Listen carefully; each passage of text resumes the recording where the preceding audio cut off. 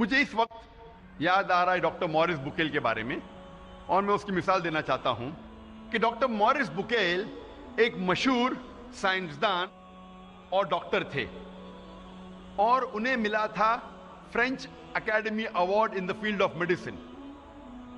اور ڈاکٹر مورس بکیل جو عیسائی تھے، انہیں چنا گیا تھا ریسرچ کے لیے ممی آف منپٹا کا۔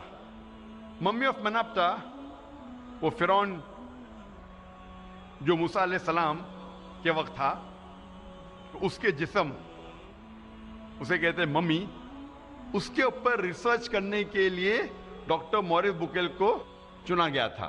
اور کیونکہ ڈاکٹر مورس بکیل عیسائی تھے اور بائبل پڑھ چکے تھے، وہ جانتے تھے کہ موسیٰ علیہ السلام کا پیچھا کرتے کرتے فرعون دریا میں ڈوب گیا تھا۔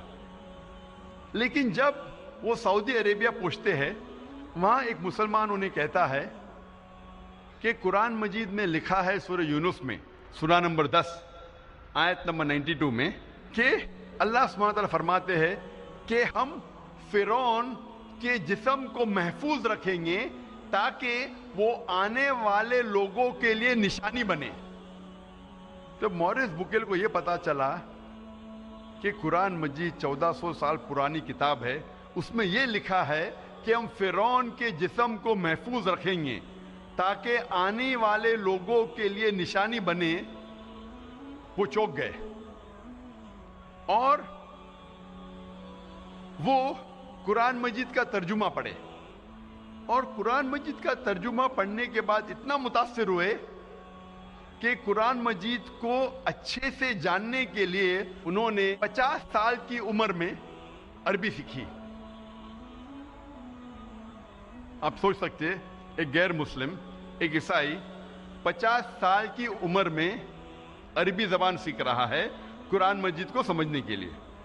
اور قرآن مجید کی تحقیق کرنے کے بعد انہوں نے ایک کتاب لکھی، بائبل، قرآن اور سائنس۔ تحقیق کے بعد ڈاکٹر مورس بکیل نے اپنی کتاب میں یہ لکھا کہ قرآن مجید میں کئی آیتیں ہیں جو سائنس اب ایڈوانس ہونے کے بعد جاننے لگی، جو قرآن مجید میں 1400 سال پہلے لکھا ہے۔ اور ڈاکٹر مورس بکیل کہتے ہیں کہ قرآن مجید میں ایک بھی آیت نہیں ہے جو سائنس سے ٹکراتی ہے، لیکن بائبل میں کئی ورسز ہے جو سائنس سے ٹکراتے ہیں۔ یہ مثال دینے کی یہ وجہ ہے میری، یہ کہنے کے لیے کہ ایک غیر مسلمان عیسائی 50 سال کی عمر میں عربی زبان سیکھتا ہے قرآن مجید کو بہتر سمجھنے کے لیے۔ الحمدللہ کچھ سال بعد اللہ سبحانہ ڈاکٹر مورس بکیل کو ہدایت دیتے ہیں، اور الحمدللہ مرنے کے پہلے ڈاکٹر مورس بکیل نے اسلام قبول کیا تھا۔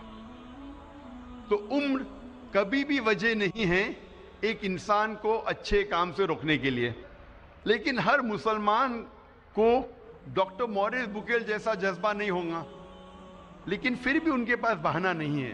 اگر کوئی عربی زبان نہیں سیکھ سکتا ہے تو کم از کم وہ قرآن مجید کا ترجمہ پڑھے۔